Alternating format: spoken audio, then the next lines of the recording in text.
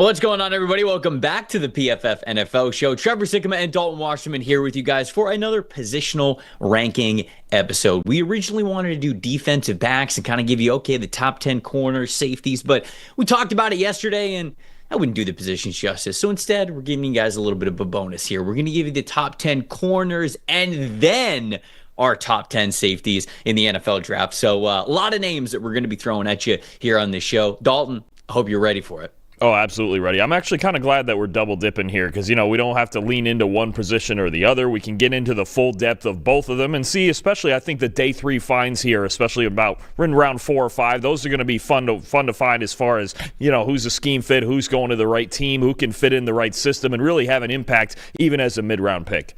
Yeah, speaking of, scheme fits, one day we won't just have, top 10 corners, top 10 safeties. One day in the near future, I think we'll be able to have, all right, here's our top 5 box safeties. Here's our top 5 cover safeties. Here's our top 5 nickel defenders, wide zone corners. I think that we'll be able to get to that. And that's something that we're working towards for the future. Before we dig into these rankings, got to tell you guys that this episode is brought to you by Ultra GM, a revolutionary new take on fantasy football that is truly bringing the fantasy of being a general manager to life. How many times have you thought to yourself, man, I could draft better than my favorite GM, or the GM of my favorite team, I should say? Well, now you have the chance to prove it with Ultra GM. You can choose your team and acquire that team's full roster, build and shape it through free agency, the college draft, trades, and then even the practice squad as well. It's the whole thing. You'll manage your team's real-life salary cap, real player contracts using Ultra GM's tools, and it makes it so easy. In Ultra GM, all the players that you have are scored, including the offensive linemen and the special teamers, and the scores reflect true value of each position in the football action. You can compete against family, friends, strangers, even your team's real GM if you want to see who is really the Ultra GM. No fantasy football platform or GM simulator has ever provided the degree of realism and engagement that Ultra GM offers. If you guys think that you can be a GM or better than your team's favorite GM, Ultra GM is your chance to prove it. Visit ultragm.com and sign up today. We'll start with cornerbacks. And I think the guy at the very top, we kind of just have to have a separate conversation about, right? Travis Hunter. Because we talked about, all right, segmenting these guys into different positions. Okay, are they wide corners? Are they nickel corners? Are they zone corners, man corners, whatever? Travis Hunter is all of those things, but then also plays another side of the ball as well at wide receiver. So, Dalton, I know that just covering college football, you've seen a lot of Travis Hunter. You've talked a lot about Travis Hunter. You have talked about him as a guy who can play full-time at both positions, wide receiver and cornerback. Is he your CB1? Because I think the value for him is maybe the number 1 overall prospect in this class. Some people would say, okay, well, that's a combination of what he does as a wide receiver and what he does as a corner. That's why you put those two things together, you get the number 1 player in the class. But is he your top corner overall? I know you talk about him very highly as a wide receiver. Where is he in your cornerback rankings? Oh, no, he's the top guy, and I actually am not sure it's particularly close. When you look at the combination of ball skills, the awareness to the football to find it any time, the press technique, he's not all that physical when he's in press man coverage, but he's constantly in phase. His technique is flawless when you talk about just being in phase, knowing how to read the receiver, how to read routes. In zone coverage, he's very good at reading quarterback's eyes and understanding route concepts, and I think you just have a player who he studies it so much, right? And I think, again, I've said this over and over, Travis Hunter's football IQ gets underrated as we talk about all of the physical skills and all the things he can do on both sides of the ball. I think especially on defense at corner, the combination of ball skills and the mental awareness of everything going on around him. And even you talk about, okay, he's a skinnier guy, around 180, 185 pounds. He gets after it. Even when you talk about recognizing screens and blowing up screens and things behind the line of scrimmage, he's a more than willing tackler. I just think he's the full package. I think you really have a scenario here where if he did play corner, he has a potential to be the best corner in the entire league. I really believe that. I just think you have a special athlete who, we've talked about it at receiver. The awareness and everything that goes into the position along with his physical ability is there. It's the same thing at corner. And I'm not sure I've ever seen a corner in part, well, he plays wide receiver and he's one of the best in the country. I'm not sure I've seen a corner with better ball skills than him. It's just ridiculous the way he can get to the football, the way he can read in zone, the way he can read routes in man coverage. I just don't see anything this guy can't do. The only thing you have a little bit is he just got a thinner body. He weighs in the 180s. Sometimes, receivers try to push off him a little bit, but otherwise, there's really not a whole lot I could say bad about Travis Hunter. It doesn't get involved too much in run defense here and there when he needs to, but that's in part because he's playing both sides of the ball. But I'm not even worried about it. This guy's got elite potential at corner. Yeah, I mean, he has elite ball skills for a wide receiver, right? And then you take that to the other side of the ball. You just talk about how difference-making they are as a corner. He's got absolutely ridiculous catches when you see him running routes there on the other side of the ball. And so you bring that same sort of ability to the defensive side, and it's one of the best that you'll ever see. And that's the thing about Travis Hunter. Like his ability to go after the ball in the air, it's probably the best ball skills that not just I've ever seen for the cornerback position, it's probably the best ball skills that I will ever see for any corner. I mean, it's off the charts what he is able to do there.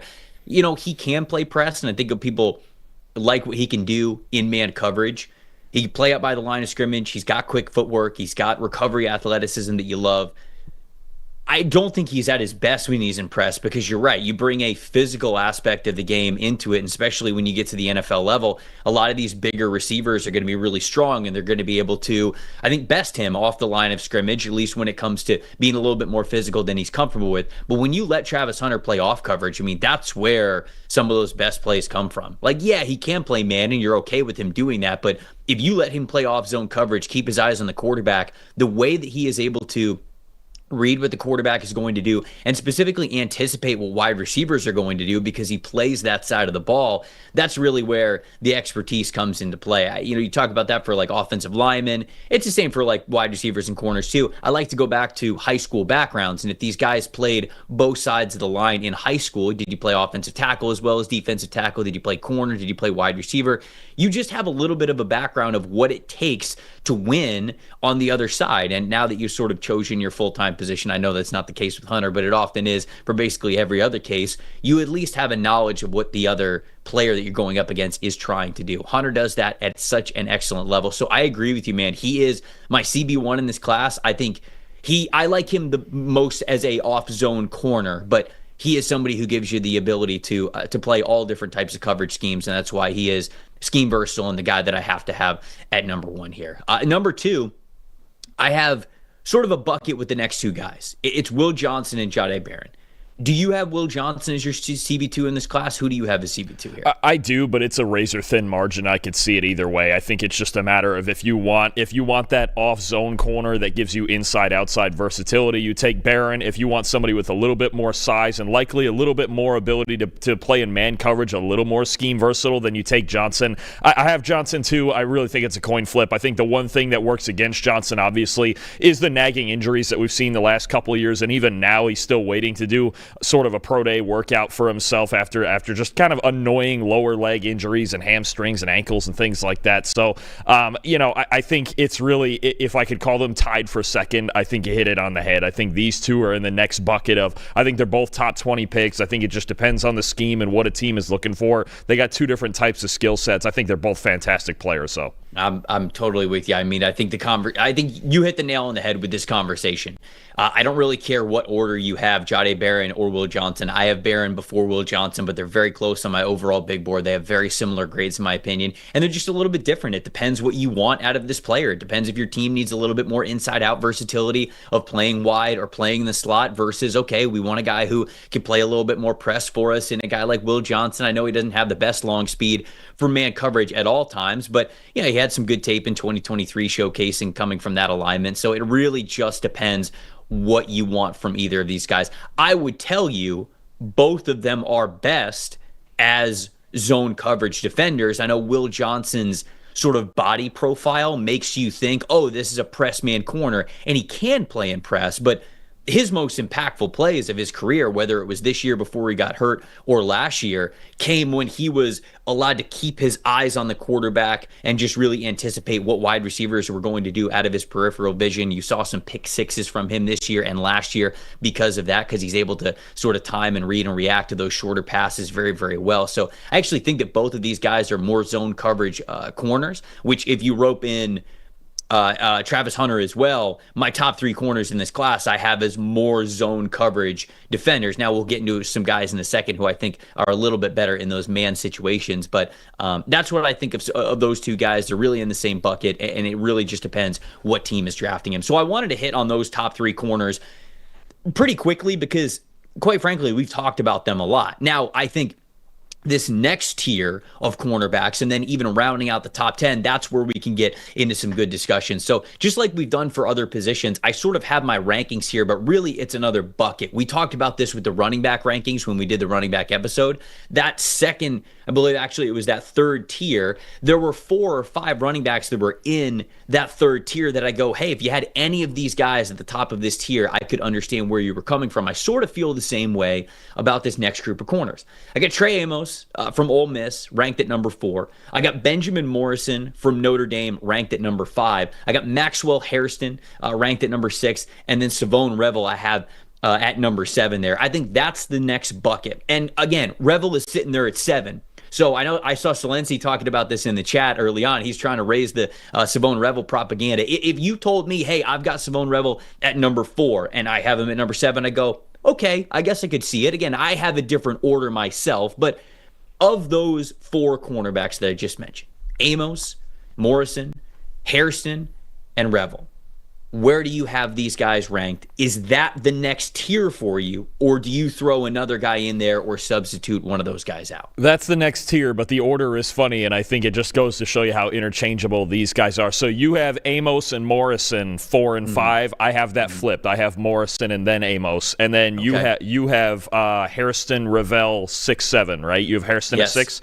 I have those 2 flipped, and I have Revel at 6 and Hairston at 7. So it's a matter of preference. And honestly, this is the group, especially when you talk about Revel and Hairston, that it comes down to the scheme. It depends. Are you running heavy man? Are you Brian Flores? Do you want a big, rangy man coverage corner like Sikkema Revel? Or are you the LA Rams or the Atlanta Falcons or somebody like that who might prefer Hairston as a smaller but speedy off-zone corner? I think it depends on preference. The most interesting guy of the group to me, and I have him CB4, is Ben Morrison, because I really believe he's in this bucket in part because of the injuries, but if I knew he was healthy, I think he would solidly be CB4 for me above. And I have him there anyway. I think his talent's fantastic. They ran a ton of man coverage up there at Notre Dame, and he excelled in it when he was healthy.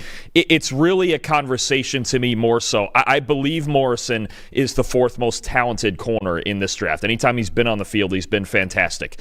The injury and where you would draft him is a different conversation. There's a chance he's the 7th, 8th, 9th corner drafted, but I think healthy he's the 4th best one. So it's really a matter of balancing that. He's a press man technician. He doesn't allow explosive plays. I think that's a big thing for me, especially downfield, always in phasers. Parts of his game, and he's not that physical in run defense and tackling. There's parts of his game that remind me a bit of Kamari Lassiter, who dropped to the 2nd round last year and ended up being really good for the Texans. I think Morrison, if I knew for 100% that he could be healthy, I think you could argue he's a top 25 talent in this draft. I think, again, obviously making him an easy first-round pick, and I think he would be much more solidly CB4 for a lot of people because the tape at Notre Dame, especially the first 2 years when he was healthy, is just fantastic. Yeah, where did I have him? Because I had him like top 20 for a long time on the big board, and then I dropped him a little bit just because you figure out, okay, it's a hip injury. He's going to miss extended time for it, and a hip injury for a corner, not ideal. So I had him a little bit lower. I think I've got him somewhere in the early 30s right now when it comes to where he is overall on my big board. So he's going to be, in my opinion, that guy that I absolutely think you could take him in the first round if you feel good about the hip injury. I know Walt in the chat is sort of talking about the hip, and that's why Morrison's a little bit lower. But, man, if you want to take him at the back end of the first, I absolutely got no problem with it because the tape is really great, like you mentioned. I think that a lot of these guys, we talked about the top 3, a little wary about how well they can play in man consistently just for different reasons.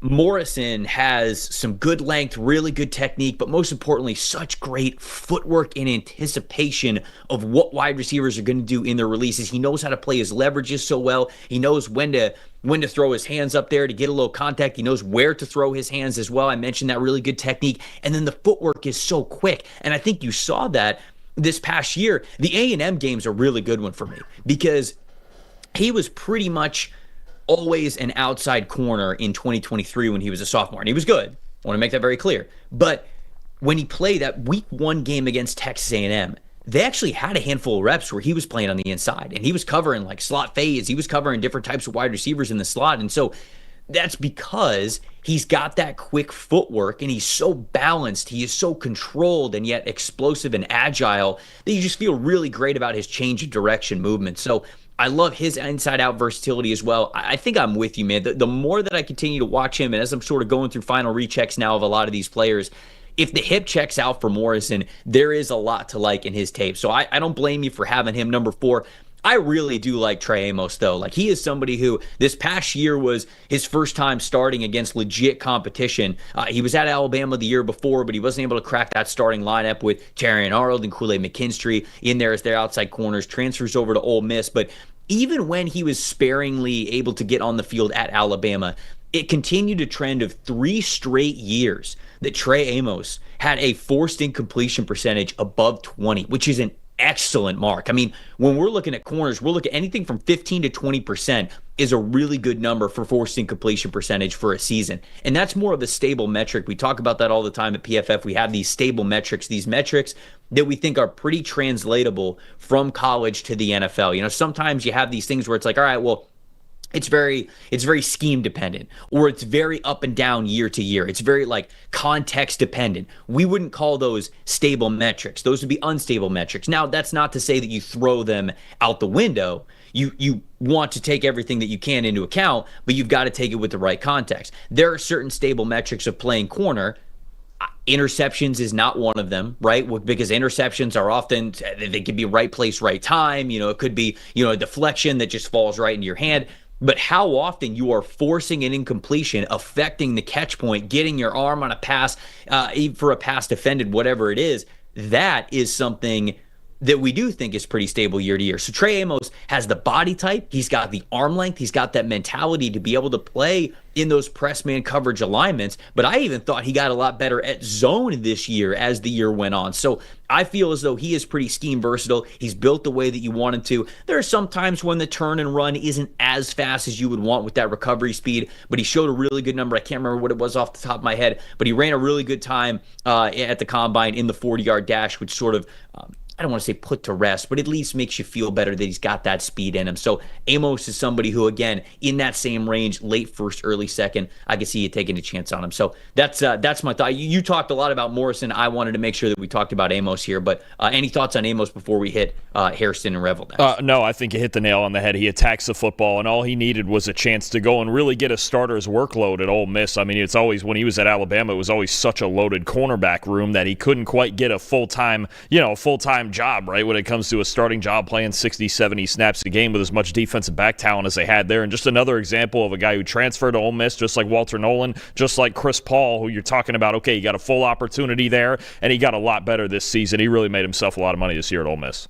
So Hairston and Revel, Revel is somebody that I can see everybody in the chat's kind of talking about him, and how can you not love him when you look at the numbers on the paper, right? Almost 6'3", somebody who just gives you a lot of size, a lot of length, but more than that, just rare explosiveness. Now, I wish he would have been able to play a full season this past year. He tore his ACL, not just because I wish he didn't tear his ACL, but also because there are times when he plays early on in the season where he still looks kind of out of control. Like, he'll play press coverage for you. He'll be up in the line of scrimmage. He's got good strength when it comes to run defense. He's got good strength when it comes to getting hands on wide receivers and really affecting their releases when they're in the contact window and really disrupting their route as they are getting up the field. He's got the strength to be able to do that, but the timing, the hand placement, and even the anticipation of where these receivers are going to go, it's not quite there. He's often he's often using that makeup speed, and he's not as often in control as I would like for him to be. It gets much more difficult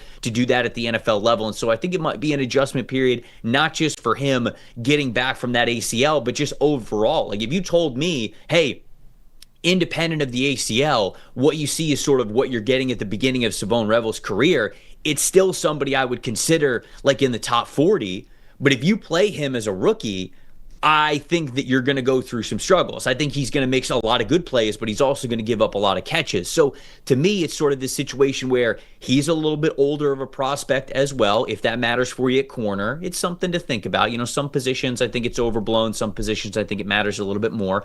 Corner, you do want guys who are a little bit younger because it's just an athletic position. And the older you get, the less athletic you are. So you want to be able to draft guys who are a little bit younger. Revel doesn't have that benefit to him. He's coming off the ACL, and he's a little bit raw in still how he plays the game. All that to say, he has the athletic makeup that you want to bet on. That's why I've got him CB7, all of that to say. Where do you have Revel? Oh, you had him, I believe you said at number 6 outside of those top 2 guys. So why do you have him at number 6? Is it more of a, man, I love him at number 6? Or is it more of like a, hey, I have some concerns about him, that's why he's down a little bit further? Look, it's in that bucket like you just mentioned with Harrison, and it depends what you're looking for. If you're somebody like Brian Flores looking for a big man-to-man corner, then you're going to take Ravel over Hairston, right? I think part of it comes down to scheme fit. There's some teams that probably have Ravel at 4 or 5. There's some others that have him at 8 or 9 because they don't run that style of defense. And I think you mentioned the flaws exactly right. The 2 things that I mentioned that I wrote down, I should say first with his flaws are inexperience and anticipation, right? He's played less than 900 defensive snaps in his college career, despite, like you mentioned, he's actually going to be 23 years old this week heading into the draft. And then the anticipation, especially in off coverage, it looks like there's times when he's caught in between, where his eyes are caught in between trying to read the quarterback and trying to read the receiver and not really having that smooth flowing process to what he's reading out there on the field and the route concepts and things like that. So I think certainly has to get better in off coverage, has to get it better anticipating in zone coverage. But if you're looking for a press man corner, you're not going to find many in this draft better than him, right? I mean, you could argue he's the 3rd or 4th best one, because he's got the body, he's got the speed, he's got the press ability, grades out very high in press coverage, and there's times, especially at the level when he was playing in the American at East Carolina, overwhelms receivers with his physical ability. And I know everybody wants to go to the Tariq Woolen comp, and everybody's looking for Tariq Woolen. He's actually, to me, built and plays a lot like Joey Porter Jr. for the Steelers, who went in that early second-round range. Actually, I think he was that. Was he the first pick of the second round? I think he was for Pittsburgh. Yes, I believe so. I could see him going in that range, depending on what team it is and what they're looking for, right? If you're somebody like, I don't know, I'm just throwing one out there, like a Matt Eberflus for the Cowboys, and you're constantly in cover 3 and you've got those guys playing off and reading the backfield, this is not who you're going to prefer. You're going to prefer somebody like Harrison, or if you're going earlier, maybe Jahdae Barron or Darian Porter. Ravel, I think for right now, if he's going to play early in his career, he's got to get to one of those press man heavy systems that lean into his skill set while he still works on the anticipation. But that's really what it is for me. It's just mentally getting better at feeling out route concepts, feeling out where he should be in the coverage and when he should drop and when he should get downhill to the football. So I think a lot of it is mental with him. I think all the physical ability is certainly there, but he would play earlier on a team that runs a lot of man coverage. So Walt in the chat is asking, is Revel this year's Quinyon Mitchell? Like small college, obviously coming from Toledo with Quinyon Mitchell. Hey, I thought Quinyon Mitchell was a lot more technically sound, a lot more in control about what he was able to do. And so I don't see him quite like that. But it's worth obviously bringing up with those guys having similar questions like, oh, small school, is it going to take a little bit for them to adjust to the NFL level? Obviously, Mitchell was great this year for the Philadelphia Eagles. But even Mitchell was very good. I don't want to try to downplay his rookie year, but it's not like it was, it was perfect. Like, it was still up and down. He still went through his rookie lumps, and I even think that he was much more in control and much more poised in what he's able to do as a corner coming into the league than Revel was. So I think it's just going to take a little bit of time. Hairston is somebody who I'm kind of betting on just the traits with Hairston. Like, he's obviously got really good speed, really good change of direction. I think he's feisty as a run defender.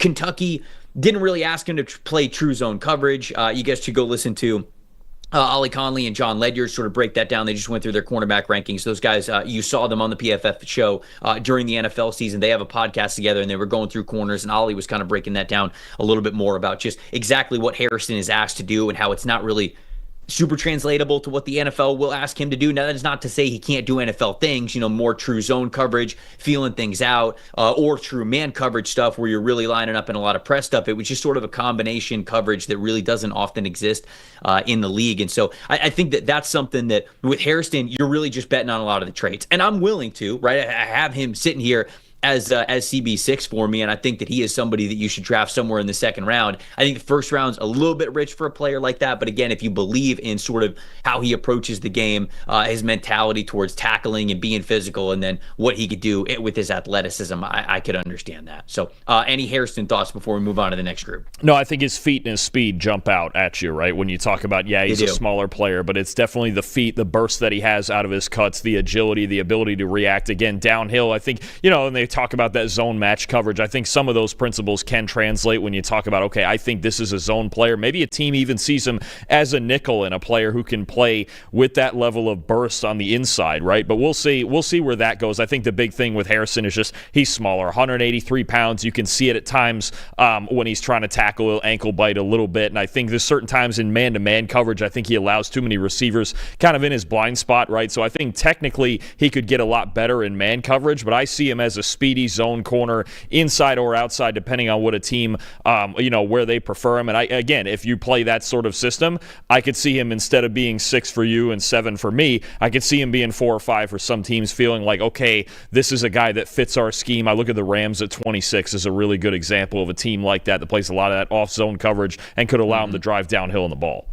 So these next three guys round out the top 10. Number 8, I got Darian Porter from Iowa State. Number 9, I have Azareye'h Thomas from Florida State. And then at 10, I got Dorian Strong from Virginia Tech. I think that Strong and Porter are more of those off-zone coverage type of corners. I think Porter's got the length and the recovery speed, the top speed to be able to play in press man coverage. But I think that even with him being around 200 pounds, he's just very lean. And so it's not something that he does super well right now, especially with him only being a one-year starter, right? We sort of look at his background and we go, man, where was Iowa State hiding this guy? Because track standout, when I say that, I mean multiple state champion in the 400 relay, the 800, or the 400 meter, I should say, the 800 relay, the 200 meter. Like, he has state championships in all of these events in track. So this dude can fly. He showcased it at the combine, but he mainly just played special teams for Iowa over the first 4 years of his career. That 5th year that he was there, he finally got his chance to start this past season, and it was pretty great, and he showcased some elite athleticism there. But I think he still does his best work in that off-zone coverage when he can sort of time when receivers are getting into their routes and mirror them once they get a little bit further up the field, because he has the speed to be able to do it. Dorian Strong is somebody who, despite his last name, funny enough, I think he lacks a little bit of strength in his game, but man, he understands how to play very, very well. His spacing and off-zone coverage and his quickness, his recovery, I just think he is such a great cover 3 and quarters, like off coverage cornerback. I really do believe he could potentially be a CB2 in the NFL at some point if he is in the right scheme. So those are some off coverage corners that I'd like to round out the top 10. And then Azareye'h Thomas is more of that pure man coverage type of corner. I know people love the tape from him because they see him just in that press man coverage alignment all the time. He is very confident. And unless you have a great NFL, I should say, vertical gear as a wide receiver, there's just not a lot of wide receivers at the college level that were able to get away from him and create that separation. But when you did see those guys who had that extra gear, they were able to separate, especially when it came to getting vertical. We saw that, was it the combine or the pro day, when we saw the 40 from him, and it was not as impressive as of a 40 as you would want from a guy who's playing in a lot of press man coverage, who would kind of have to turn and run with some of these guys that are running these deep skinny posts or 9 routes and things like that when you're in that true press coverage alignment. So good players, but more scheme dependent players, I think, in this next group here. For sure, absolutely. I think I'll start there with Thomas, and I look at him a lot of the same way that I look at Ravel, right? Where you talk about, okay, he's really good in press man. He overwhelms receivers, especially ones that are smaller than him. He's got really good length when he gets his hands on guys at the line of scrimmage. He's a real problem, and it's just getting that feel in off-zone coverage, right? And getting that anticipation. I think there's times too where he's a little bit soft when it comes to the tackling and run defense part of it. So I think he's not all that well-rounded, but again, a team looking for a man coverage scheme fit, they're going to have Azareye'h Thomas higher on the board than we have him here. I look at Darian Porter, and it's weird because he's built even freakier than Thomas, and he's got the 4.3 speed, but you usually think of those guys as man-to-man players. They're not. And I'm just curious where Porter, there's a little bit of a lack of physicality, and where the heavy zone coverage approach if that can succeed in the league, right? And especially Iowa State plays it very, very unique to their own defense, right? They run a lot of drop 8. They'll ask him to be in the flat, kind of down low in cloud coverage a little bit. I think there's times when he just relies so much on that makeup speed to close down those windows, and that length that the change of direction doesn't quite match because he's still 6'3", right? Sometimes it's harder for those guys to flip the hips. So look, he's really good in zone coverage. Another guy going to need a scheme fit. Second best zone coverage grade in the country behind Jahdae Barron. But can you tolerate the lack of physicality that comes with that? And we're not really entirely sure he can play man-to-man coverage because they just don't do it at all at Iowa State. And Strong, you mentioned it, solid player. I think a good build, a really good tackler. You're right. I think that cover 3 is probably where he would be most comfortable. He could play some press, but I think the big thing for me with Dorian Strong is you can feel, whereas some of these other guys, you can see the explosive speed, right? Hairston, Barron, Darian Porter, you can feel where Dorian Strong is more of a 4-5 guy. I think some of those Blazers can give him problems vertically, especially if they can get off of him and press. So I'm with you. I think read the quarterback, stay in off coverage, stay on top, and Strong could be a good player as well. Yeah, I want to shout out Noel Williams as well. Walt's saying that he's got him cracking his top 10 when it comes to this cornerback room. Another press man type of a guy. I think that Azareye'h Thomas and Noel Williams are sort of in the same conversation. If you're running a lot of press man as a defense, those are two guys that you really gravitate towards. With Williams, I worry. I think he's actually got decent top speed, but I worry about like the 0 to 30. Like the turn and accelerate, that true burst, putting your foot in the ground and really just being able to get up to your top speed very quickly. I worry about that a little bit with him. And when you play corner, that's something that you need. So that's something I worry about a little bit with Noel Williams. But I do still think he is a pretty good football player.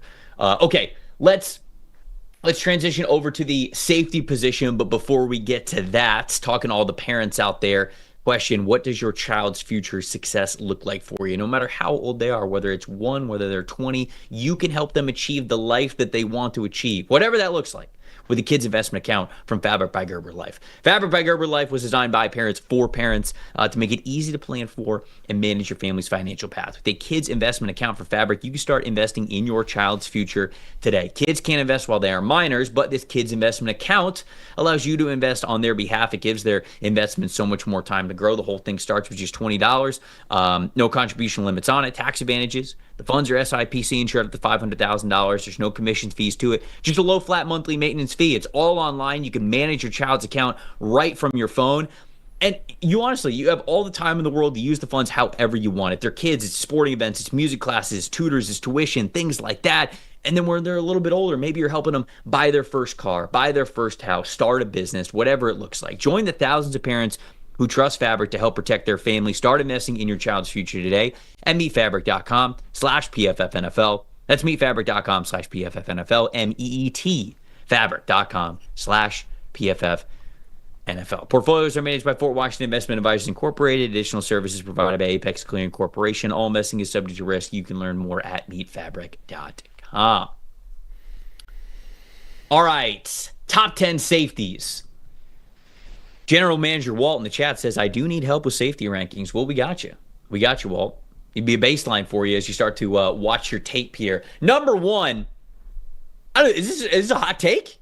Is this a hot take here to have Malachi Starks still as my top safety in the class? Still say that he's worth the first-round pick? It really shouldn't be a hot take. Dalton, I feel like it is. I feel like it's a hot take these days to say that about Malachi Starks. But the 3-year starter at Georgia, the true junior, somebody who is starting as a true freshman, game 1 of his college football career in the SEC, who has had a really nice last 3 years for one of the best defenses and just best defensive programs that we have in the country. Malachi Starks, I have at number 1. Look, I understand that this past year got exposed a little bit when he was playing a little bit more in the slot, and he just doesn't have that rare quickness to him, that rare change of direction stuff where he can really click and close. And he created some separation when he was in the slot, even against bigger wide receivers, and they were able to create some separation to him. And so that's just something that you got to think about. But he still has that experience in the slot. He's got that savviness in the slot. And what I like the most about him, Dalton, is what he can do on the back end. I love him when he is either in a two safety shell,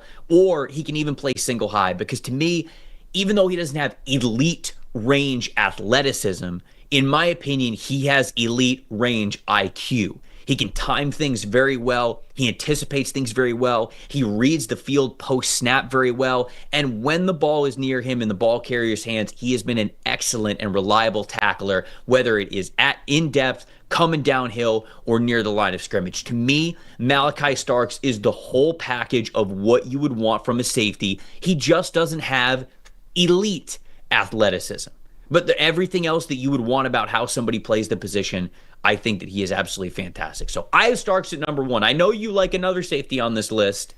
Is Starks still number one for you? No, Starks is number one. I think the one thing that needs to be said here, at least from my angle, is I think he's number one in this class. I wouldn't put him in that generational category with guys like when you talk about Eric Berry and Kyle Hamilton and Derwin James and like the legendary safety prospects we've had like that. I don't think Starks is quite on that level, but you hit the nail on the head. You have a guy who doesn't necessarily have elite speed or strength, but the instincts and the versatility are the two things that stick out. He can play from any alignment in any defense. And as long as, look, and it's more often than not, as long as his reads are proper and he's seeing where the football is going, he's got enough speed to get to where he needs to go, right? I think you had a comp in the draft guide that compared him to Kevin Byard. I think that's about right, because you're talking about a guy in Kevin Byard who, yeah, he gets to the football, but he does it because he's always a step ahead, right? And I think that level of versatility and instincts is going to play in any defense. There's a lot of teams that should be looking at Starks in round one. I just think we need to temper maybe the generational expectations, the Kyle Hamilton level expectations for him, because I don't think he's quite on that level. But no, he's the best safety in this class. I would agree with you. And look, JLG in the chat is he's asking a really good question. I think this is the question that a lot of people ask about Malachi Starks, and it's why I feel like some people are lower on him. The question they ask is, what is Malachi Starks, quote unquote, great at? It seems like he is a jack of all trades guy. And I think that when we think of, okay, well, what are they great at? We often just look at a couple of different categories. Most of them are physical, right? Whenever we try to create what is great about a safety prospect, a lot of it has to do with okay, do they run very fast? Are they super explosive? Because then you could talk about, okay, well, then they've got elite athletic range from a single high alignment. Sometimes it's strength. Sometimes they could be a big hitter over the middle. And so you could say oh, okay, well, he's a great tackler. He's a big hitter. Or it's interceptions. But as we know, interceptions are not really a stable metric. So for guys that, for example, Xavier Watts, I think that he's got great ball skills, and we'll talk about him in a second. But I also think that Malachi Starks has great ball skills. He just doesn't have as many interceptions as Xavier Watts, because there's a lot of opportunities for Xavier Watts that Malachi Starks just didn't get. So what I'm trying to say is that when we try to answer that, what are they great at? We often want something that is either athletic-based or almost kind of luck-based. And instead, I would say exactly what Dalton is. What Dalton just said a couple of minutes ago. What is Malachi Starks great at? Seeing the field, instincts. The versatility, I think, is great for him, but it's truly just how he sees the game. And then when you look at his tackling reliability, he's not a heavy hitter. He's not Cam Chancellor over the middle. He's not going to take your head off. But I would absolutely tell you he is great at tackling in the open field and in run support. His missed tackle percentage over the last 3 years as a full-time starter, below 10% in every single year. So that's fantastic. Single digits is fantastic.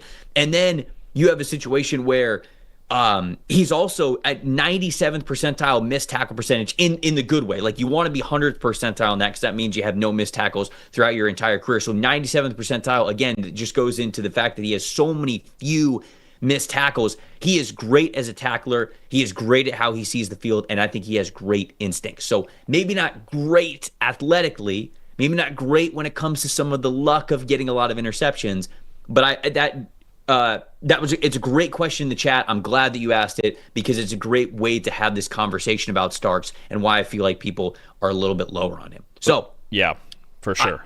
I have him at safety 1, and then safety 2. All right.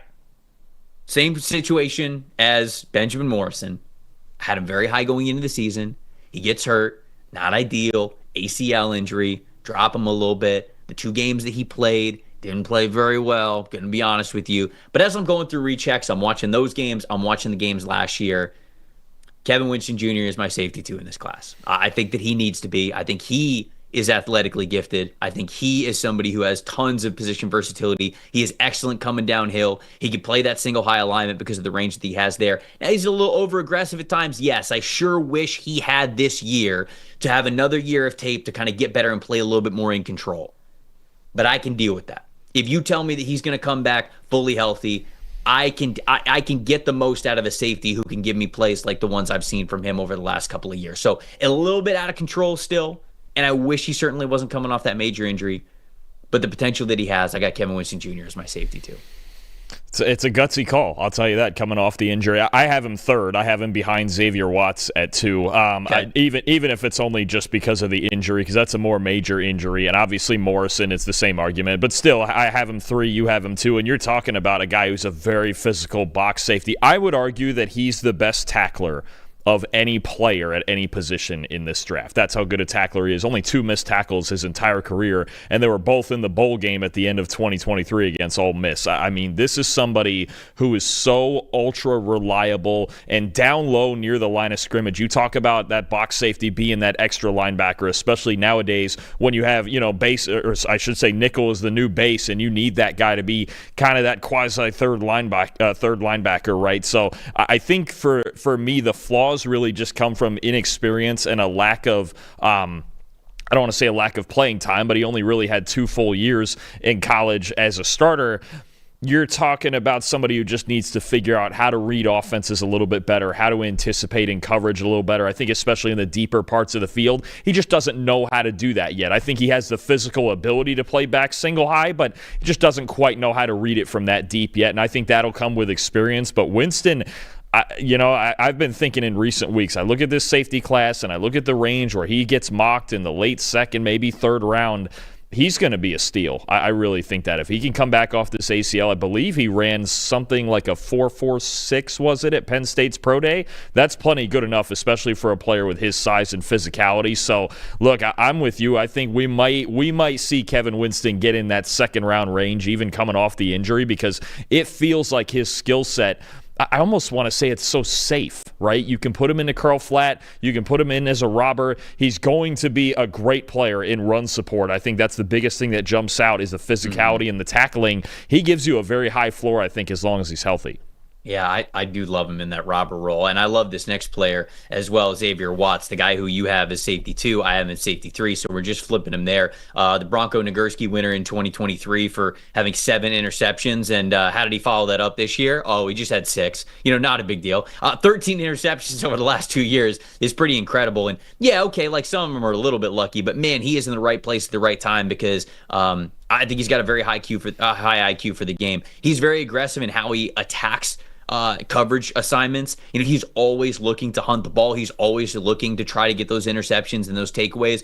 Obviously, it can lead to some plays where, he's getting burned a little bit. I think the biggest knock on Xavier Watts is I think his change of direction is a little stiffer than I wish that it was for a player who plays in space a lot. Like, there are times when I will watch him sort of like overrun the angle or take an over aggressive angle to a ball carrier. And in my notes, I could have very well just said like, okay, well, he's over aggressive in how he pursues the ball. And it is that, but I watch a couple of those plays back and I go, man, I don't think you're as flexible in change of direction as you almost think you are. And some like his paths to the ball are a little bit more rounded instead of sharp, like, oh, I'm just like one cut, like putting my foot in the ground and then I'm going this direction. He kind of rounds his routes a little bit as he is getting momentum in it. Then it sometimes doesn't allow him to catch the ball carrier before they get to the angle and they get upfield. So all of that to say, this is a player who has a knack for getting the football. And some of those interceptions that he's had over the last couple of years, obviously a little bit of luck. 13 interceptions. Nobody's getting 13 interceptions from 2 years just off of skill alone. Like, you got to be lucky a little bit. But there are plenty of skill alone plays and recognition plays where he's been able to get those interceptions by himself. So in that robber role, I absolutely love him there. I don't know if he has the speed to be able to play on the back end as a single high guy as much as you might want at the NFL level, but somebody who really knows how to get the football when it's in the air. So I do. I think he's the best single high safety in this draft. And to me, I don't think he lacks top-end speed. I think everything he does, you mentioned the angles and the tackling, that's the first flaw you see. Now, it got better this year, but in past years, he was really a poor tackler. I think what you have is a guy who, and I know we talk about this often, with corners and their back pedal and things like that, he plays a little bit high. I think he needs to sit his butt down a little bit and bend his knees. So when you talk about making those transitions out of those single high breaks, he can get there just that half step quicker, like we were talking about with Malachi Starks. When you're talking about tackling and taking those angles, just sit down a little bit more and break down and just take some of the gas off the pedal, right? Like just slow down from 100 miles an hour down to 85, and you can just break down and make a fundamentally sound tackle. I think that's what it really is for me, is when I watch him, he's a little bit high in all of his actions, and that's where you see those flaws come in. But you talk about his anticipation. It got better year after year after year at Notre Dame. Early in his career, some of those interceptions, yeah, they were a little lucky, right place, right time, but the anticipation got better year over year. I think he does have the top speed once he gets out of his transition to get sideline to sideline, and I do think there is very much the potential that he could be the best single high safety in this draft. And he was asked to do it a ton at Notre Dame. It came to a point this year where all they ran was cover one because the corners were so good, and Watts was the backbone of it that discouraged you, especially from the middle of the field. So I'm a believer in him. I think he could go well within the top 40 picks. I've got a team fit here in a little bit, but he's a really good player, and I think that ability to play single high, I really like the comp you had too on him of Juan Thornhill. I think that makes a lot of sense. A rangy guy you think maybe he's a little bit shaky with the tackling, but he can get to the football. Andrew Makuba, people in the chat are talking about him. He's my next safety here. He's safety 4. And look, he's a little bit smaller for the safety position. And you do unfortunately have to worry about maybe future injury from him because, he was at Clemson before he transferred over to Texas. He had an ACL injury. He had an elbow injury, he had a forearm injury. And so he was getting beat up during his time when he was at Clemson. But the theme there and the takeaway for me is not just, okay, yeah, he's getting dinged up a little bit. Everybody gets dinged up. It's the game of football. He played through a lot of that stuff. Despite being a little bit smaller, you cannot question Andrew Makuba's toughness. And he will give you everything he has on every single snap. His energy is so infectious. He is a tone setter type of a player in how he plays, the speed in which he plays, that urgency, and then that pride, man. There were so many times where I was watching the all 22 of them, and he's either making a tackle or he's around the ball and he's getting up, and you see him he's yelling at his teammates or he's doing something. He is the type of teammate and type of defensive player that I think that you would want on your football team. He's got experience playing free safety. He's got experience playing strong, and he's got experience playing in the slot. I think he is a good all-around athlete. I don't know if he is a great all-around athlete. He's a little bit of that jitterbug type of a player in his size and sort of the way that he plays. He's a little bit more quick than he is fast, but damn, man, toughness is there. Energy is there. Vocal leadership, it seems like, is there. It's just, this is a guy that you want on your football team. It really is. I think it's a pretty scheme versatile type of a player. I don't know if he'll be a full-time starter at safety. Maybe he will, but it really just comes down to, can the body hold up? Do you feel good about his body holding up? But man, certainly from this past year, what he was able to do at Texas, there was a lot to like about Andrew Makuba. For sure. And I think something to remember with him is that this was his first year playing safety full-time. At Clemson, for the most part, he was a corner. They were trying him in different roles, but for the most part, he was a corner, and it just didn't quite click there. I'm actually watching it. When I went back and watched it again, I was just so glad that he transferred to Texas and he embraced that move to safety full-time, because there are clips of him at safety at Clemson where I go,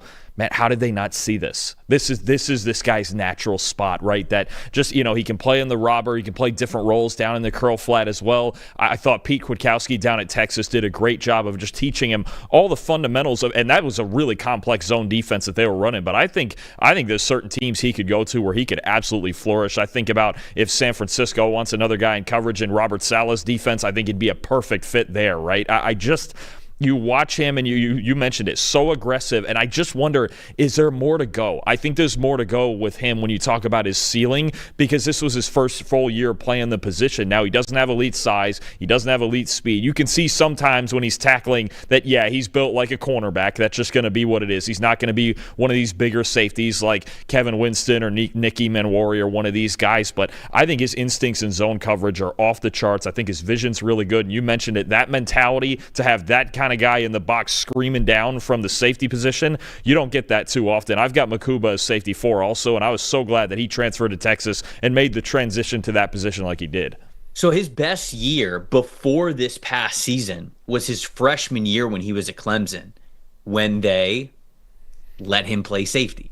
Most of his snaps that year came from the free safety alignment. Now, he played a little bit in the slot as well, but he had a lot more snaps in the box, which shows you that he was used primarily as a safety when he was at Clemson. They moved him more towards being a slot corner in 2022 and 2023, and then he transfers over to Texas. They let him play safety, and there's the best reps from him. The only thing that really, it's very clear that safety is the best position for Andrew Makuba. The question is just, do you believe he holds up? Do you believe he can tackle well enough from depth as a safety at his size? Because if you do, there's a lot to like about him when he's coming from the back end. And so that's Andrew Makuba. I like him a lot. He's safety 4 for me. Safety 5 is the ultimate enigma.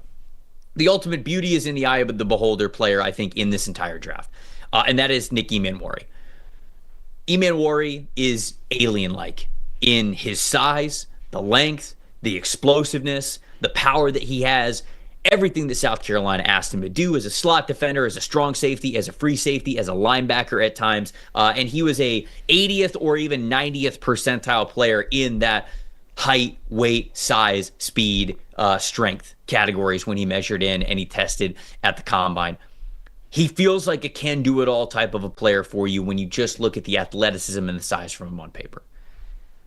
I am here to say I would probably let somebody else draft Nick Emmanwori because I think that he is going to get drafted in the top 50, could very well go in the first round. That's just rich for me. Obviously, the athletic potential is off the charts. Some of the plays he has where he has to turn and run and then he gets on his horse, just recovery speed to go get a player who's over in his zone that maybe wasn't his, or maybe he recognizes it late and he gets to recover. I mean, that stuff, you go, whoa. That is special athleticism, what he can do in a linear sense in a straight line. But he has a more difficult time, I should say, flipping the hips to turn. The change of direction, sometimes a little bit more difficult for him to do just because he is a bigger defensive back. And so that shows up when he is in the slot and when he is covering from free safety alignments. He doesn't always anticipate the routes the way that he needs to in zone coverage, especially deep zone coverage. And when you talk about, okay, well, maybe he's sort of like this linebacker converted player, like maybe like a Deion Buchanan was or somebody like that, he is not always as physical as you want him to be. He has some tackles where you could definitely see the strength, but he has other opportunities, when it comes to taking on pullers or, just really getting his nose in there and run defense where he just shies away from it. So there is a lot of potential here with this player. And I think that there's going to be coaching staffs out there in the NFL that go, give me this dude and we can figure it out later. That just wouldn't be me if I was a general manager. I would be very comfortable taking Nick Emmanwori in the even like or third round, but like even like late second, because I understand the athleticism. You want to bet on the athleticism, late second, third round, but it feels like he's going way higher than that. And so for that to be the case, even if I had a safety need on my team, even if it lined up with maybe what I think that he does well, which was a lot of that turn and chase and space stuff, I would let another team draft him. So I got him safety 5 just because of the potential. But again, like this is more of a third round as we start getting into the mid-round safeties that I'll talk about here with Emmanwori. Yeah, it's tough. In today's day and age, even with a guy as freaky as this in the combine that he had and everything, if he's not fluid in coverage and he can't change direction and he's late to react to things in coverage, he's going to be a target, right? He's going to be a guy that teams find a way to isolate and get matchups on one-on-one or attack him, behind him in zone where he can't turn. And as long as you're getting around the long arms, and obviously you mentioned the recovery speed is great, but what happens when that recovery speed just doesn't always save you, right? If you're late to react, especially on those deep balls. I think in single high, he's not as comfortable as he could be reading things from back deep. If that's the part that would scare me. Look, I get it, the body type and the potential and the ceiling and all of that, but when you're not fluid in coverage in a league that throws 60% of the time and some teams closer to 70, you're going to be a target back there, and teams are going to go at it over and over and over, especially with those shiftier slot receivers that work in those windows and these quicker tight ends now that work in those windows. I would be worried about him in coverage. I'm with you. I don't think this is a first-round prospect. Mid to late second, maybe early third round is somewhere I might think about it. it if I need that type of player, that extra linebacker on the back end, that box guy. But I'm worried about him in coverage at the NFL level, and I couldn't take him in the top 32. Yeah, Walt is saying that Emmanwori needs the fit, and he even goes on to say Emmanwori would have a fit with our coach, Pete Carroll in Vegas, if they didn't have Jeremy Chinn. I think Jeremy Chinn's a really good call out. I was just talking with John Ledyard about these defensive backs the other day, and I think that John put it great when he said, like, best case scenario, it feels like Nicky Emmanwori is Jeremy Chinn. And worst case scenario, he's Ifeatu Melifonwu, right? Melifonwu is the comp that I have in the draft guide over at the PFF draft guide. If you guys haven't downloaded that, you absolutely should. You can see the player comp for Emmanwori and all of those other guys that are in there. But if you have a player where you go, okay, best case scenario is Jeremy Chinn, worst case scenario is Ifeatu Melifonwu, or sorry, Obi Melifonwu is who I meant, not Ifeatu Melifonwu. But like, even if you hit the Jeremy Chinn one, like even if the scheme fit is right there, is Jeremy Chinn worth a first round pick for you? Chinn was picked 64th overall. Now, he was coming from a lesser program, and so like I think that goes into maybe why he was drafted a little bit later in the second round, but that's sort of what we're talking about here. I think that's much more the appropriate range for Emmanwori than what we are hearing of where he could potentially go and what pick. So that's sort of my thoughts there on Emmanwori. I wanted to make sure that we got to him before we really cover. I'm going to go sort of rapid fire through these next five guys because I think they're all sort of mid-round players. Once we get to 9 and 10, maybe a little bit later, those like 4th, 5th round guys. I see people in the chat talking about Billy Bowman.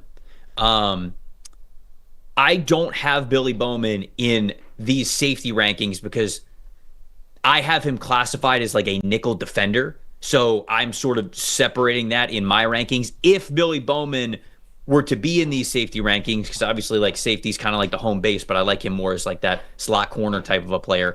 I think I would have Billy Bowman 8th. And my order right now is Lathan Ransom from Ohio State, I have at 6. RJ Mickens from Clemson, I have at 7. Jonas Sanker from Virginia, I have at 8. I think I'd have Billy Bowman right there, right in front of Jonas Sanker. Craig Woodson from Cal, I have at number 9. And then Malachi Moore from Alabama, I have at number 10. Your thoughts on those 5, and do we need to throw anybody else in there, in your opinion? No, I have same 5, different order. I have Mickens and then Ransom 6 and 7. I'm with you with Sanker at 8, and then you had Malachi Moore 9, you said, and then Woodson? I did, yeah. So yeah. 8, 9, 10, I have the same, and I flipped Mickens and Ransom. Watching Mickens again this week, I'm going to be honest, Trev, I think this is somebody we haven't talked about enough. I absolutely love this guy. I agree with you completely. There are players that you flip on the tape, and you can just tell they were raised by an NFL parent. His dad, Ray, played with the Jets and played with Aaron Glenn for a long time in the late 90s, early 2000s. And Aaron Glenn, go get him, please. I think you're just talking about a guy with such a high IQ. Again, just like he's actually his play style, honestly, Trev, a little less aggressive in run support, but I still think, especially in coverage, it's a lot like Andrew Makuba. And obviously, they were formerly teammates, and maybe Mickens was a reason that they couldn't move Makuba to safety. But I think you talk about a guy who's a leader for a defense, who's fundamentally sound, one of the best zone coverage readers of offenses in this class. And I think the big thing that stands out to me watching him all of this year, especially taking on the leadership role that he did, and I believe he had a top 10 grade among safeties this year in college, is that he was surrounded this year by a boatload of true freshmen and true sophomores in that secondary at Clemson, and he took on that leadership role, and he was really the glue that held the whole thing together and found a way to produce individually the way that he did. I believe it was an 88 coverage grade, or 88 or 89 coverage grade. He's not the most physical player, doesn't have A-plus physicality. I wouldn't say he's the best tackler in the world, just decent. He's got okay long speed. I believe he ran, I want to say it was a 4.48 or 4.49, somewhere in there, that kind of quelled some concerns about his long speed. But I think RJ Mickens is somebody that you're getting a really high football IQ with. Again, his dad played in the NFL. He's got that pedigree. He played at Clemson for a long time in a variety of roles. And I think the leadership that he showed this year at Clemson, guiding really a young secondary, spearheading that into still being an elite unit with a ton of young kids around it, I think this is somebody I would really think about in the 3rd or maybe very early 4th round priority guy on day 3, because I think this is an underrated player, and he's got a high floor in the NFL. Again, just like Makuba, if he gets in the right defense, a zone-heavy defense where he can play different roles over the middle of the field, I think Mickens could be really good. Yeah, so I agree with you, man. I think that we're not talking about Mickens enough. When I turned on the tape after watching a lot of I probably watched like 15 safeties before I watched RJ Mickens. And then I watched him, I was like, what? Why aren't we talking about this dude? This easily a top 8 safety in this class, in my opinion, and somebody that I think you could talk about in the third round, but it's probably going to end up being a day 3 type of a dude. Just so rock solid about everything that he does with the position you mentioned. Okay, you can tell that his dad's a former NFL player, and he just gets it, man. He really does. I'm seeing some talk in the chat about some other safeties. So just to be transparent with you guys, obviously, like the way that we have the big board set up when it comes to PFF.com, it's just the safety position or the cornerback position. I'm trying to be a little bit more detailed in how I do positions sort of moving forward. So I have them categorized a little bit differently. I have coverage safeties, I have box safeties, which I've combined here within my top 10. But then I have nickel defenders. I forgot to throw nickel defenders in there because it's a combination of guys who are corners and safeties. For the guys that I have ranked as nickel defenders, who we're not going to talk about here on this show, which, shoot, I guess we could. It's the DB show. I guess I could do that. I can do that right now if you want to. Number one for me for a nickel defender. I know we don't have any graphics for it, so Quinn's probably yelling at me behind the glass, but I'll just list them off just for context for people out there. Number one, my top nickel defender that I have in this class is Jacob Parrish from Kansas State. Played outside corner. I think he's going to play inside of the NFL just because of his size, but love the short area quickness from him. I think he could be a starting slot in the NFL. Billy Bowman is my number 2 nickel defender there, and I think he's right around that fringe top 100 type of a player. You could take him in the back end of the third round or early day 3. I think that's sort of the range for him. Sebastian Castro's right after him.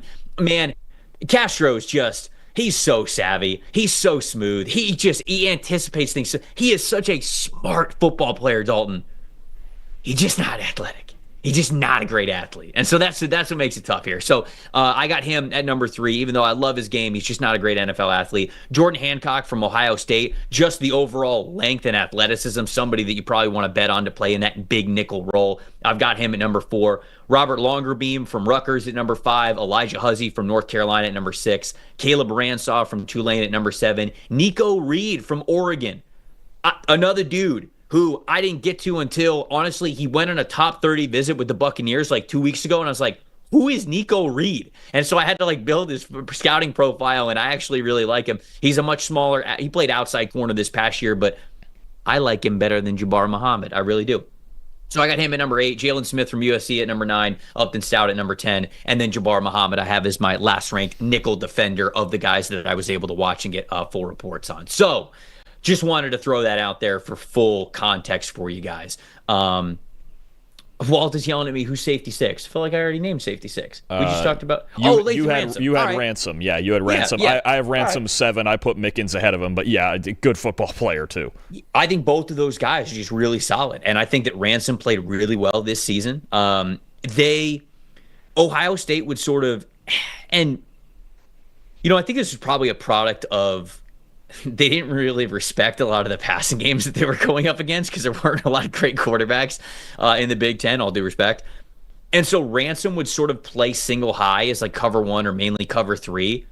But he's like a downhill single high safety. His first 3 steps would always basically be downhill. So it's almost like they were just playing inverted cover 2, and it was all right, we're gonna have the 2 corners play deep for us, and basically everybody else is going towards the line of scrimmage. But he's got good athleticism, he's got good size to him, he's a decently reliable tackler. He just isn't a rare athlete. I think he's a really good all-around safety for you. He could be a good safety too, and I think that he could crack a starting lineup in the NFL, just like I think the same with RJ Mickens. So I have those guys right in that bucket there. All right, anybody else with Sanker, Woodson, Malachi Moore? Somebody in the chat was talking about Keaton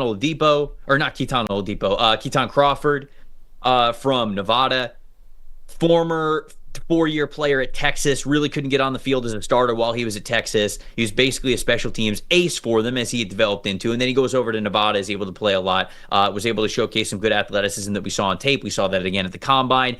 I think I might classify him as a nickel defender. He might be that kind of big nickel type of player, but really just a core special teamer in my opinion. Somebody that you draft on day 3. He's got a lot of athleticism to be a difference-making special teams guy, but I think I'll probably end up having him as one of my nickel defenders. But anybody else you want to shout out before we get to some team prospect fits to end the show? I think one more nickel guy that I want to just shout out that I think I'm going to take a second look at, because he was only at Notre Dame for 1 year after being at Arizona State, and that's Jordan Clark. I think he's another guy, played a really valuable role for them, was attacked a lot in the slot with all the man coverage that Notre Dame plays, but he had a really good season, better than anything he showed at Arizona State. Obviously the son of Ryan Clark, former Pittsburgh Steeler, but I think that's another one in those nickel defenders that I want to take a look at, because he graded really high in the slot this year and playing a lot of man coverage, a lot of press man coverage for Notre Dame. Uber in the chat's asking, what do you look for more in safeties? Is that just when you're saying like versus a nickel defender, or do you just ask like what traits am I looking for in safeties? Because I think that's a little bit different of an answer that I might be able to give you there, that we might be able to give you there.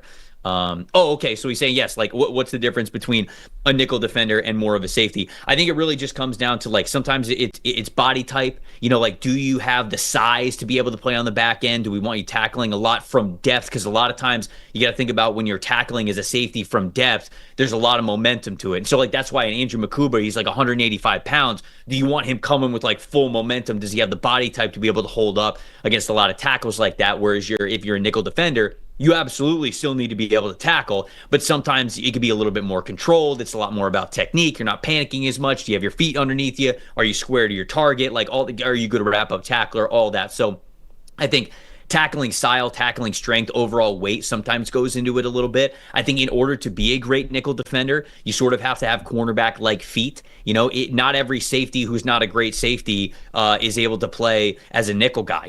I think that some people look at some safeties and say like, all right, now that it is totally physical, you need to be able to have quick feet, because you got to be able to mirror guys that have two-way goes at the line of scrimmage. You often don't get to put your hands on them, because slot guys are often off the line of scrimmage. There's a little bit of quickness that goes into it.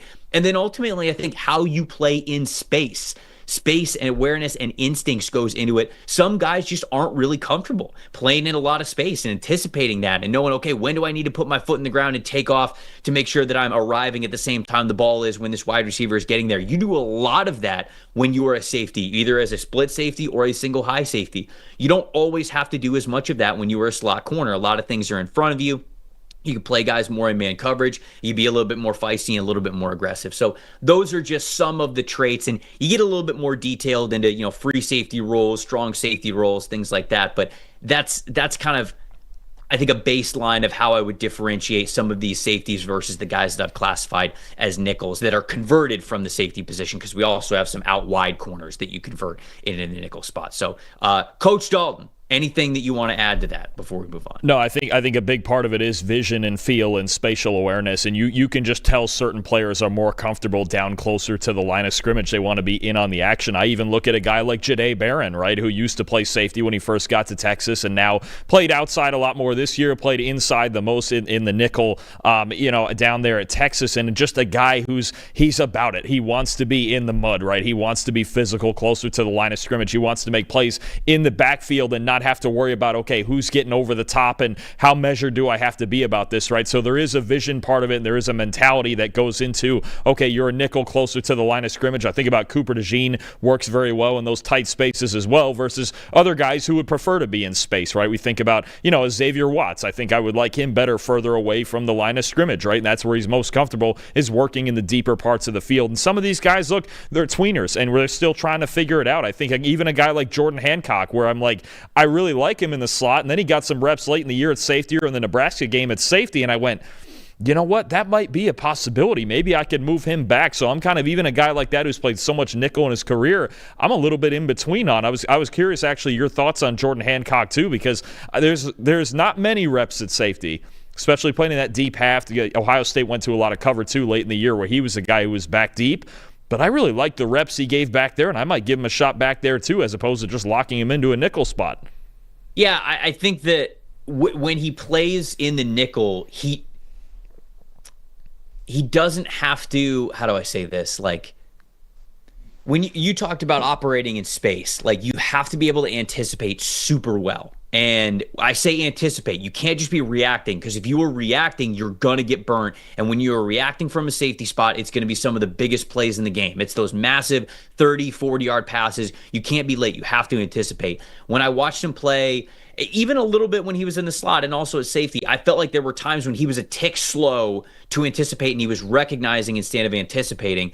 You can mask some of that when you're playing in the slot, because a lot of it is just, okay, I'm going to have my eyes on my guy, I'm going to cover him. And I think his body type is a little bit more towards somebody who's got the long arms, he's got the length to him, he could play a lot of that man coverage from the slot. Whereas if you play him at safety, I didn't watch a ton of safety reps from him, because I just was really focusing on a lot of those reps in the slot, because I think he's more of a nickel defender. But when I had seen him play in the safety, I just didn't feel like he was as comfortable and confident. So that sort of goes into it to me. But maybe I need to watch a little bit more of the safety reps. I think he is much more of a nickel defender, because I think his athleticism, how he tackles, the long arms, it allows him to play man coverage, especially against those tight ends. And every team, I think, needs that type of tight end neutralizer if you can get one.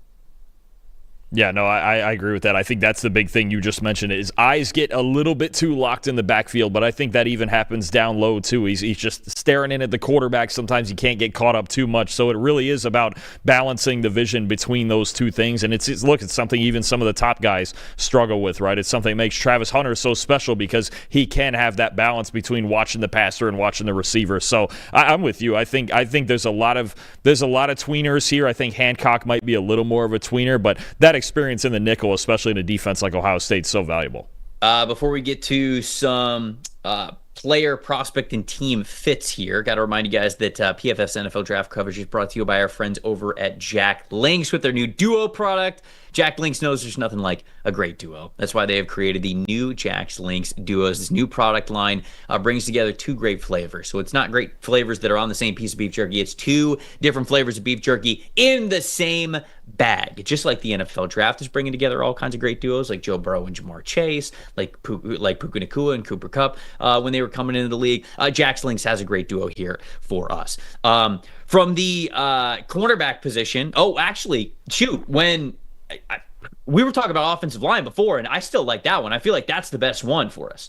With the offensive line, Armand Membu, Olu Fashanu, I think those guys are fantastic when it comes to a duo. But do we have another duo, or are we going to show that? Okay, we're showing the offensive line duo. So it's Armand Membu, it's Olu Fashanu. This is the cornerback duo. Okay, I couldn't remember which one we had chose for this one to be a dream duo. It's Will Johnson, the corner, pairing up with A.J. Terrell in Atlanta. This would be a fantastic cornerback duo, because the Atlanta Falcons, all due respect, were bad against the pass last year. I could have been more harsh than that, but I'm trying to be polite here. Will Johnson and A.J. Terrell, though, that's a lockdown duo. That is a dream duo, like you see there on the screen. Jack Links duo, they've got a lot of dream duos themselves. A couple of different flavors that are in the same bag. We got mango and jalapeno. I had that one the other day. The sweetness of the fruit and the spice of the jalapeno is absolutely fantastic. They got original and teriyaki, which is kind of tried and true. And then I feel like everybody's favorite flavor combination is buffalo and ranch. They even got a bag that's got buffalo and ranch all in one. Find Jack Links duos wherever you find Jack Links jerky, at convenience stores or even select Walmart. So you got to check that stuff out. We're going to team prospect fits here. Who's the first one? What's the first prospect and team pairing that you think is really good from this defensive back group? Dream duo for me, 16th overall, Arizona Cardinals. If you get a shot at Jahdae Barron, I'm all for it. Jahdae Barron, the highest graded zone coverage corner in college football in 2024. Arizona Cardinals outside cornerbacks had the lowest zone coverage grade in the NFL last year. They're very good at safety. They've got Garrett Williams in the slot. I'm making this move with designs of Barron playing on the outside instead of in the nickel. I know some teams are going to view him as a nickel, and yes, he's got the versatility and experience, but in Jonathan Gannon's defense, where they play so much of that off-zone coverage, I think Jahdae Barron's a perfect fit. I know they probably have more needs at defensive line, especially for another pass rusher, maybe an edge rusher there, maybe a Mike Green or a James Pierce Jr. I know they need a right tackle, but I don't think Armand Membu's getting to him. I think Jahdae Barron would be a perfect fit in the Cardinals secondary for a team that was already getting better at preventing explosive plays. You also get the guy who this past year was the best corner in the country at preventing explosive plays. Just 0.6% of the time he gave up a play into his coverage of 15 or more yards. I think Jahdae Barron's perfect for Arizona. Yeah, I think this is a great setup as well. How much they wanted to play zone coverage and how good Jahdae Barron could be at it. I really do like this pairing too. I'm gonna go Azareye'h Thomas to the New Orleans Saints. I think is a perfect pairing here with what they want to do. Now, look, new defensive coordinator, new coaching staff might be a little bit different, but for how much the Saints played man coverage last season, and the fact that Alontae Taylor and Kool-Aid McKinstry are still two cornerbacks that like to play in press, adding Azareye'h Thomas to that group, I think would make a ton of sense. Azareye'h Thomas, we already talked about when we were breaking down the corners. He is best when he is at the line of scrimmage. That is when he is most confident. It is the same with Kool-Aid McKinstry. If you believe that McKinstry can be your CB1, then I think Azareye'h Thomas can be your CB2 on the outside. Alontae Taylor can be that nickel for you. Those three corners, and we talk about this all the time. If you want to play man coverage, at the NFL level specifically, you can't just have one corner that knows how to play man. You've got to have three corners that you could feel confident playing in that man coverage assignment. And if they were to draft Azareye'h Thomas, I think that they would. It would allow them to get really aggressive with how they send their linebackers, what they do with their safeties. I think that Thomas would be the perfect fit there for New Orleans if they're going to continue to lean into that press man look like they did with the last regime. Yeah, no, I think it makes a lot of sense, right? I think, look, the Saints need help all over their defense, and if they're trying to stay in that, in that zone with big corners who can play press man, and I think another thing that does is move Alontae Taylor back into the slot, and you can really, like you mentioned, get all three of them on the field at the same time. I think that makes a whole lot of sense for the Saints. Obviously, they have a lot of needs, but corner could be one of them. If they get Thomas in the second round, it's not a bad pick at all. Who's next for you? So our good buddy Mitch Kaiser texted me yesterday, and he was doing a Jaguars mock draft, and he said, "Hey, with this, sure it wasn't about Cincinnati basketball." No, not anymore. That's done. Okay. That's over. Sure. That's been over. Sure. But no, now he's on to the Pistons and their playoff run. What that's going to be. But that's true. That's true. A big year, first team ever to triple their win total. Crazy stuff. All right, so he's doing a Jaguars mock draft, and he texted me. He asked me. He goes, "Hey, Xavier Watts makes sense here in the second round?" I said, hell yeah, it makes sense here in the second round. The Jaguars had the lowest graded safety unit in the league last year, and they had the second worst coverage grade. Xavier Watts the last 2 years, 90.3 coverage grade. You mentioned earlier 13 interceptions over the past 2 years. They've kind of got a group of safeties right now. Darnell Savage, Antonio Johnson. I think, what was it?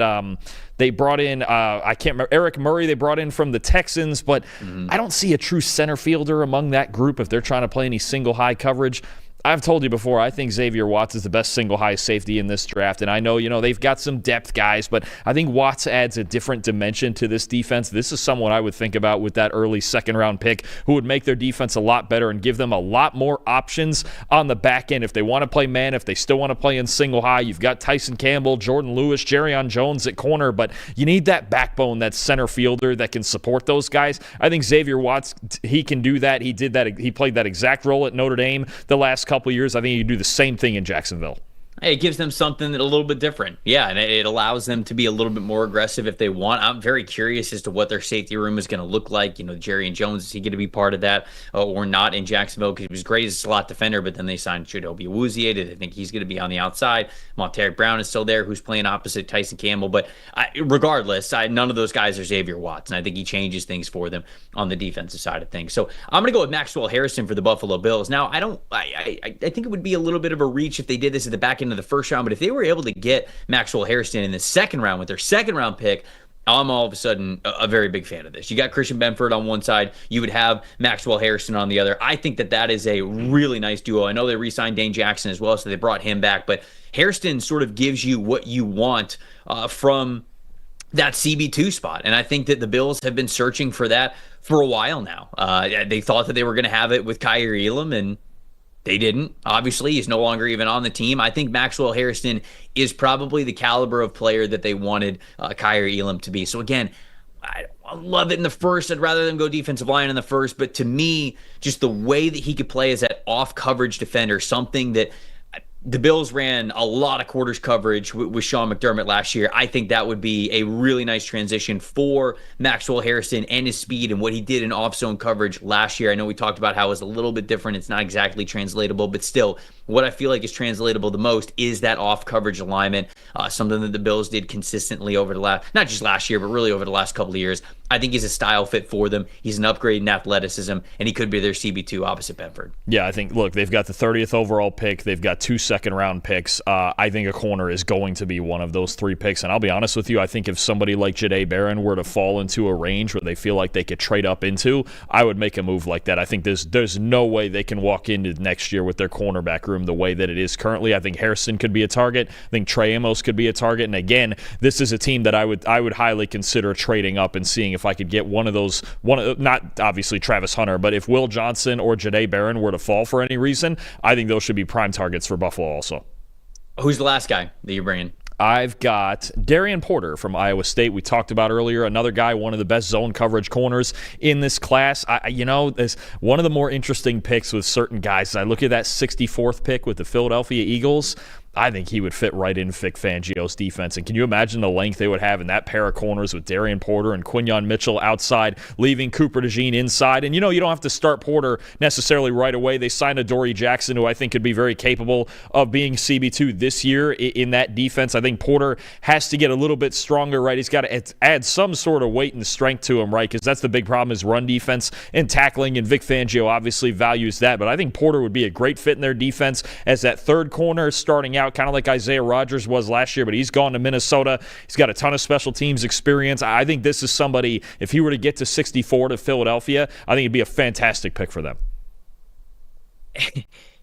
To have Darian Porter waiting in the wings would make for quite the cornerback room, I think, in Philadelphia. Yes, I think it would be excellent for them, so I do agree.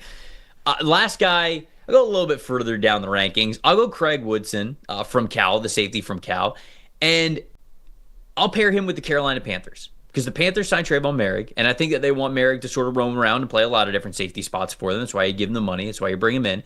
But I think he's going to play more as a downhill safety for them. At least that's what it kind of seems like right now. Woodson can be maybe a day 3 guy that you could play in that free safety spot that has the athleticism to be able to do that. I've liked his tape when he was in that free safety alignment. He can come downhill and tackle as well, but I think he is best when he is showcasing that athleticism and that range in coverage. I think that his presence could potentially be one that allows Merrick to play even more free and make some plays on the ball and be in those robber rolls over the middle of the field. And so Woodson is somebody who just cracked my top 10 when it came to the safeties. I believe he was safety 9 for me, right in front of Malachi Moore, and that's the alignment that I would like to see from him. Let him be more of a free safety. Let him roam around in the back end, show off that range and that athleticism that we saw in the combine. I think he could be a good depth player for them at that position. So I know we always talk about all right, well, the pairings of the first round guys. Sometimes it's the pairing of the depth guys too. So I wanted to make sure that I gave that shout out there. Sleepers. Guys that we didn't mention here. I got Jordan Hancock on my list just because we didn't talk about those nickel defenders. Nico Reed's kind of the same thing. Nico is one of those players who I think he's just a lot smaller measurements, didn't even get invited to the combine, but he played outside corner. I love his patience. I love how calm and confident he is. Doesn't have the elite athleticism despite being smaller, so he's not a top-tier athlete despite not having the size. So it's why he's going to be a day 3 dude, but as a backup nickel defender, I actually kind of like that. So I already mentioned those 2 names. Those were 2 of the 3 that I wanted to talk about there as those nickel defenders, but somebody to watch out for as priority day 3 type of players. But is there anybody else that you had already mentioned or somebody else that you want to talk about here? I could just go through all 3 real quick. 2 of them we've mentioned already. Billy Bowman was one I was going to bring up because I don't know what to do with him as far as rankings. You mentioned that the safety nickel hybrid thing or whatever he's going to play there, but also he's both the most entertaining football player of this group because any play that he's on the field could be a touchdown one way or the other. And he stresses me out. I guess that's the best way I can put it. Billy Bowman stresses me out because at any point, any play could be a pick six. But he's also not a great tackler. He's not all that physical. But I also feel like if you told me there was some random year where Billy Bowman led the league in interceptions, I would not be that shocked. He just has this crazy, aggressive nose for the football, and they're not built the same. They don't have the same background as when they were in college. But it's that C.J. Gardner-Johnson thing where it's like he doesn't grade all that high until this year. He actually set a career high in 24, but he's always around the football and something's always happening. So Billy Bowman's one guy. Noel Williams, who you brought up before, very good player in press, led college football with 7 interceptions this year, 78.9 coverage grade in press coverage while playing the second most press snaps in the country this year. And then my third guy, you talked about one, undersized, really fiery, competitive guy in Nico Reed. I got one for you. I know it's a guy you love from Kansas, Kobe Bryant. Baby. 13 career interceptions, 18 pass breakups. Over the last 2 years, he has the highest run defense grade of any corner in the country. It's crazy. 92.9 run defense grade to go with an 82.3 coverage grade, which was solid. Him and Mello Dotson down there at Kansas shutting things down. But Kobe Bryant is another guy. The competitiveness just jumps off the tape. I mean, it's crazy. He's not the most technically sound guy. Needs to be a little more refined, and that's in part because he just got so much swagger and he just plays with so much fire, right? And that's a guy you just want in your locker room. Maybe he's a depth piece. Maybe he's a third or fourth corner and a special teamer, but man, oh man, he's one of those guys who's just so fire, and he's got that short memory that every play he plays like it's his last. And I think somewhere probably in the 4th round, Kobe Bryant's going to get drafted. I am with you, man. Two of those guys in that list, guys that I can't quit, are Billy Bowman Jr. and Kobe Bryant. I won't. They could play on my football team. They could be day 3 guys for me, and I'll find a spot for them just because I want them on the roster. I really do. The last guy that I'll bring up sort of as a sleeper, shout out EJ Snyder from Bootleg Football. He told me about this player, and he's like, hey, you got to get him on the PFF Big Board a couple of days ago, and so I watched him for the full report. He actually did get invited to the Combine, but I didn't have him on here. Za Frazier from UTSA. Now, this is another dude, super long corner, very athletic, just very intriguing. 6'3", 185 pounds, so he's tall and he's lean. 32 7/8 inch arms. That's 91st percentile for the position. When you look at what he did at the Combine, okay, so again, 6'3", 185, really long arms. 4.36 40-yard dash, 36.5-inch vert, 10.6 broad jump. So this dude is a true athlete for the position. He's got great length to him as well. 0-star cornerback from Cedartown, Georgia. When he was coming out of high school, he also played basketball, and he ran track. He redshirted at Southern Illinois his first year in 2019, so he's a 6th-year guy. Then he played at a JUCO at Coffeyville Community College in Kansas. And then he has been at UTSA since. He was able to start this past year. Obviously, really impressive length, size, explosiveness for the position. Looks out of control, looks off balance at times. The refinement is not there. He's going to be a day 3 player, but not that I want to compare everybody to Tariq Woolen, but same program, same thing. He was just very raw. He was just very raw coming into this draft, and he will be coming into the NFL, but he's somebody that when you have that kind of length, when you have that kind of speed, teams are going to take chances on you. He's going to get drafted in like the 5th round. He's invited to the Combine for a reason. So, yeah. Just wanted to shout him out there. Have you watched him at all? Because I just watched him for the first time like a couple days ago. I did as well, and I think that's the first thought that comes to my mind is where does UTSA find these freaks that can play corner at that size and that speed? I'm just like, how does nobody else find these guys? But no, you mentioned it. I mean, the raw tools are ridiculous. And am I right? Wasn't Tariq Woolen a 5th round pick himself? He was indeed. I mean, you're talking about a guy. This is the type of build, and these are the types of athletes that you take chances on day 3. And I think about the same guy that drafted Tariq Woolen, Pete Carroll. That team needs a lot of help in the secondary. Why wouldn't the Raiders take a chance in the 5th or even 6th round if he were to fall that 4? That sounds like the exact same thing he did in Seattle. He could just take it over to Vegas and just have the same parallels and see where he could go with it. So, no, Frazier's got talent, and he's got freaky athletic traits. You mentioned it. The refinement's got to get there. He's a little bit upright in his back pedal, and it's just the other thing, too, for me is ball tracking's a little bit weird sometimes. Sometimes it's great, and you can see he's just out of control. Yeah, he's so out of control. Like his whole game is just out of control right now. Yeah, it's just a guy who knows he has tools, and that's all he's using. So with the right coaching, I mean, just like Woolen, he could be a freaking a really good player in the league. It's just going to take a good amount of development and getting to the right system. And again, I think about Pete Carroll in Vegas. I go ahead and just do it again. Take another freak from the same program and just do it again. Sure. Quentin in the chat was looking for us to talk about Kobe Bryant. Then he talked about him like 30 seconds afterwards. So that was fun to see his reaction there in the chat. He's saying that he hopes Kobe Bryant gets drafted by the Broncos. He's a Broncos fan, and wants him opposite Patrick Surtain II, which is hilarious to me because I feel like Patrick Surtain is like sort of like a quiet assassin. I feel like he doesn't do a lot of trash talking. Kobe Bryant can do enough trash talking for the both of them if he were to be CB2 there on that team, or even just in the same cornerback room in the same cornerback rotation. So I appreciate everybody watching and listening to this episode here as we broke down some of the top players from the defensive back class. There's a lot to get to, though. You can check out the PFF Big Board and the PFF Draft Guide if you haven't seen it yet. You see a lot more corners, a lot more safeties, guys like that. A lot of player comps for them, strength and weaknesses, scheme fits, all the good stuff. So if you have a PFF subscription, you can go see that. If you don't, that's how you can get the PFF Draft Guide that is out now. If you have that PFF subscription, you can then take that knowledge that you get from the Draft Guide, do mock drafts with it. See what you can draft for your favorite team by going over to pff.com/mock. You can run 1-round mock, 2-round mock, 3-round, all the way up to 7-round, and just totally change your team with a lot of new names that you are learning from that PFF Draft Guide. Again, thanks everybody for watching and listening. That's the last episode for us this week, but we will be back with you next week. We're going to do quarterback rankings, more mock draft madness, as we get closer to the 2025 NFL Draft. For Dalton Wasserman, I'm Trevor Sikkema. Thanks for watching once again. See you guys next week.